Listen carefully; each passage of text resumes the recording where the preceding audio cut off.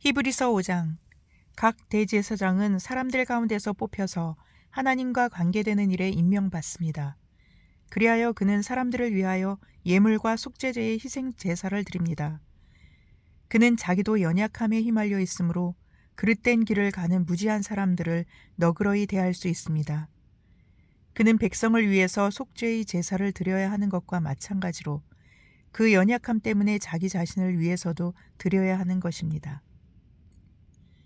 누구든지 이 영예는 자기 스스로 얻는 것이 아니라 아론과 같이 하나님의 부르심을 받아서 얻는 것입니다. 이와 같이 그리스도께서도 자기 자신을 스스로 높여서 대제사장이 되는 영광을 차지하신 것이 아니라 그에게 너는 내 아들이다. 내가 오늘 너를 낳았다. 하고 말씀하신 분이 그렇게 하신 것입니다. 또 다른 곳에서 너는 멜기세덱의 계통을 따라 임명받은 영원한 제사장이다. 하고 말씀하셨습니다. 예수께서 육신으로 세상에 계실 때에 자기를 죽음에서 구원하실 수 있는 분께 큰 부르짖음과 많은 눈물로써 기도와 탄원을 올리셨습니다. 하나님께서는 예수의 경외심을 보시어서 그 간구를 들어주셨습니다. 그는 아드님이시지만 고난을 당하심으로써 순종을 배우셨습니다. 그리고 완전하게 되신 뒤에 자기에게 순종하는 모든 사람에게 영원한 구원의 근원이 되시고 하나님에게서 멜기세덱의 계통을 따라 대제사장으로 임명받으셨습니다. 멜기세덱에 관하여는 할 말이 많이 있지만 여러분의 귀가 둔해진 까닭에 설명하기 어렵습니다.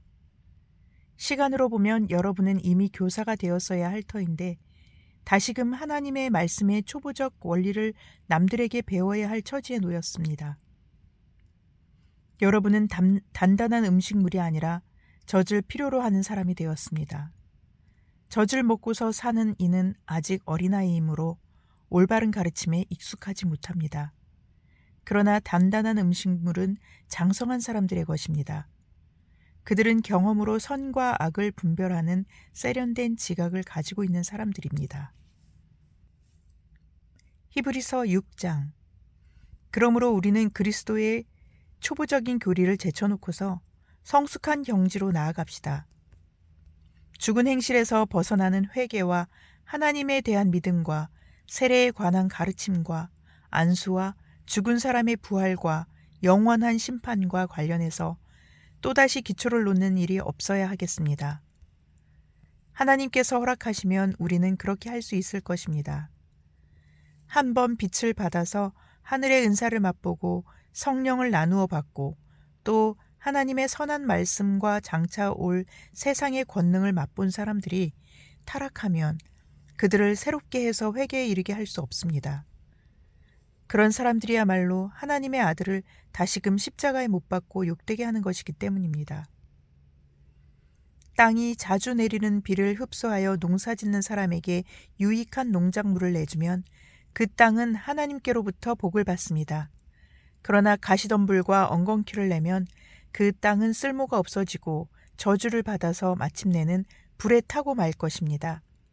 사랑하는 여러분, 우리가 이렇게 말하지만 여러분에게는 구원에 이르게 하는 더 좋은 것들이 있다는 것을 확신합니다.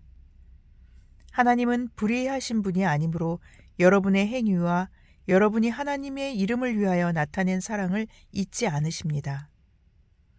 여러분은 성도들을 섬겼으며 또 지금도 섬기고 있습니다.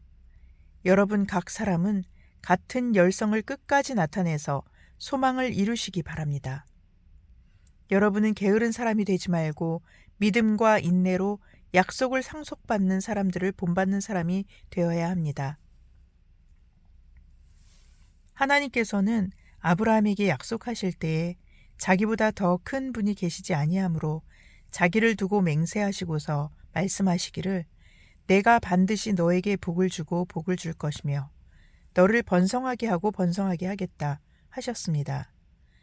그리하여 아브라함은 오래 참은 끝에 그 약속을 받은 것입니다. 사람들은 자기보다 더 위대한 일을 두고 맹세합니다. 그런데 맹세는 그들에게 모든 논쟁을 그치게 하여 주고 확정을 지어줍니다.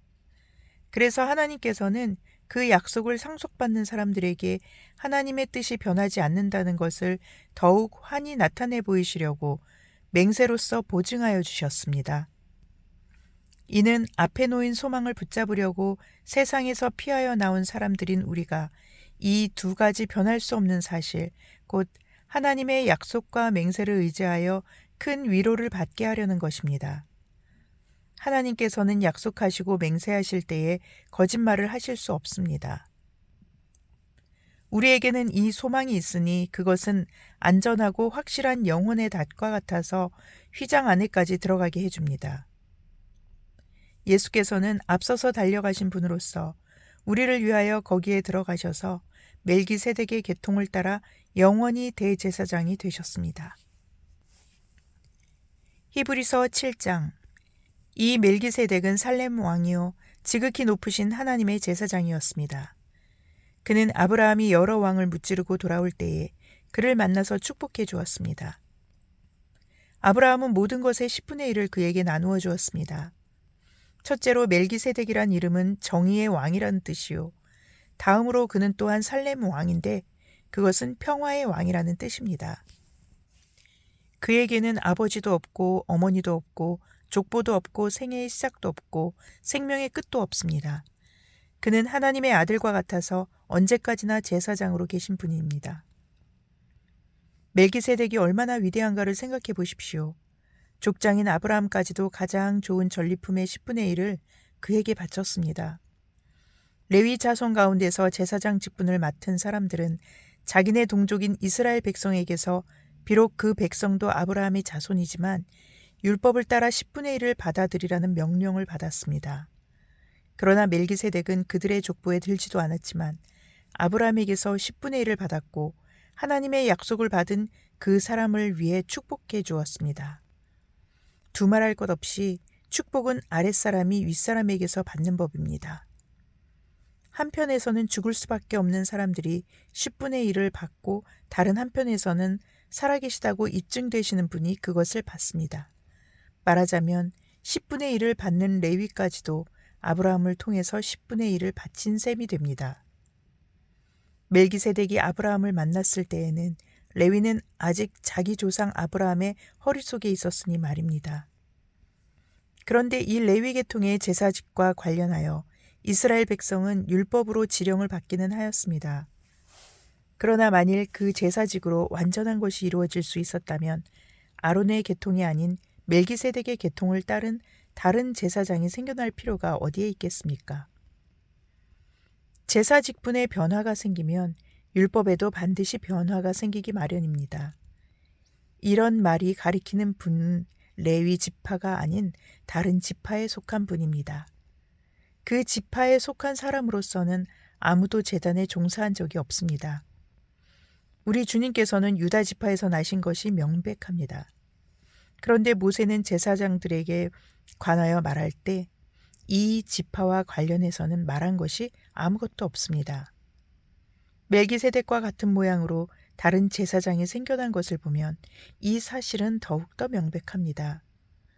그는 제사장의 혈통에 대해서 규정한 법률을 따라 제사장이 되신 것이 아니라 썩지 않는 생명의 능력을 따라 되셨습니다. 그를 두고서 말하기를 너는 멜기세덱의 계통을 따라서 영원히 제사장이다 한 증언이 있습니다. 전에 있던 계명은 무력하고 무익함으로 패하게 되었습니다. 율법은 아무것도 완전하게 하지 못하였습니다. 그래서 하나님께서는 더 좋은 소망을 우리에게 주셨습니다. 우리는 이 소망을 힘입어서 하나님께 가까이 나아갑니다. 그리고 예수께서는 하나님의 맹세 없이 제사장이 되신 것이 아닙니다. 레위 계통의 사람들은 맹세 없이 제사장이 되었습니다. 그러나 예수께서는 자기에게 말씀하시는 분의 맹세로 제사장이 되신 것입니다. 주님께 맹세하셨으니 주님은 마음을 바꾸지 않으실 것이다. 너는 영원히 제사장이다 하셨습니다. 이렇게 해서 예수께서는 더 좋은 언약을 보증하시는 분이 되셨습니다. 또한 레위 계통의 제사장들은 죽음 때문에 그 직무를 계속할 수 없어서 그 수가 많아졌습니다. 그러나 예수는 영원히 계시는 분이므로 제사장직을 영구히 간직하십니다. 따라서 그는 자기를 통하여 하나님께 나아오는 사람들을 완전하게 구원하실 수 있습니다. 그는 늘 살아계셔서 그들을 위하여 중재의 간구를 하십니다. 예수는 이러한 제사장으로 우리에게 적격이십니다. 그는 거룩하시고 순진하시고 순결하시고 죄인들과 구별되시고 하늘보다 높이 되신 분입니다. 그는 다른 대제사장들처럼 날마다 먼저 자기 죄를 위하여 희생 제물을 드리고 그 다음에 백성을 위하여 희생 제물을 드릴 필요가 없습니다. 그는 자기 자신을 바치셔서 단 한 번에 이 일을 이루셨기 때문입니다. 사람들에게 약점이 있어도 율법은 어쩔 수 없이 그들을 대제사장으로 세우지만 율법이 생긴 후에 하나님께서 맹세하신 말씀은 영원히 완전하게 되신 아들을 대제사장으로 세웠습니다. 히브리서 8장. 지금 말한 것들의 요점은 이러합니다. 곧 우리에게는 이와 같은 대제사장이 한 분 계시다는 것입니다. 그는 하늘에서 지엄하신 분의 보좌 오른쪽에 앉으셨습니다. 그는 성소와 참 장막에서 섬기시는 분입니다. 이 장막은 주님께서 세우신 것이요 사람이 세운 것이 아닙니다. 모든 대제사장은 예물과 제사를 드리는 일을 맡게 하려고 세우신 사람입니다. 그러므로 이 대제사장도 무엇인가 드릴 것을 가지고 있어야 합니다. 그런데 그가 땅에 계신다고 하면 제사장이 되지는 못하실 것입니다. 땅에서는 율법을 따라 이미 예물을 드리는 사람들이 있기 때문입니다. 그러나 그들은 하늘에 있는 것들의 모형과 그림자에 지나지 않는 땅에 있는 성전에서 섬깁니다. 모세가 장막을 세우려고 할 때에 너는 명심하여 내가 산에서 네게 보여준 그 모형을 따라 모든 것을 만들어라 하고 말씀하신 하나님의 지시를 받은 것입니다. 그러나 이제 그리스도께서는 더욱 훌륭한 직무를 맡으셨습니다. 그가 더 좋은 약속을 바탕으로 하여 세운 더 좋은 언약의 중재자이시기 때문입니다. 그 첫 번째 언약에 결함이 없었더라면 두 번째 언약이 생길 여지가 없었을 것입니다. 그런데 하나님께서는 자기 백성을 나무라시면서 이렇게 말씀하셨습니다. 주님께서 말씀하신다. 보아라, 날이 이를 것이다. 그때에 내가 이스라엘 집과 유다 집과 더불어 새 언약을 맺을 것이다. 또 주님께서 말씀하신다. 이 새 언약은 내가 그들의 조상들의 손을 잡고 이집트 땅에서 인도하여 내던 날에 그 조상들과 맺은 언약과 같은 것이 아니다. 그들은 내 언약을 지키지 않았으므로 나도 그들을 돌보지 않았다. 또 주님께서 말씀하신다. 그날 뒤에 내가 이스라엘 집과 맺을 언약은 이것이니 나는 내 율법을 그들의 생각에 넣어주고 그들의 마음에다가 새겨주겠다. 그리하여 나는 그들의 하나님이 되고 그들은 내 백성이 될 것이다. 그리고 그들은 각각 자기 이웃과 자기 동족을 가르치려고 주님을 알라고 말하는 일이 없을 것이니 작은 사람으로부터 큰 사람에 이르기까지 모두 나를 알 것이기 때문이다. 내가 그들의 불의함을 긍휼히 여기겠고 더 이상 그들의 죄를 기억하지 않겠다. 하나님께서 새 언약이라고 말씀하심으로써 첫 번째 언약을 낡은 것으로 만드셨습니다. 낡고 오래된 것은 곧 사라집니다. 아멘.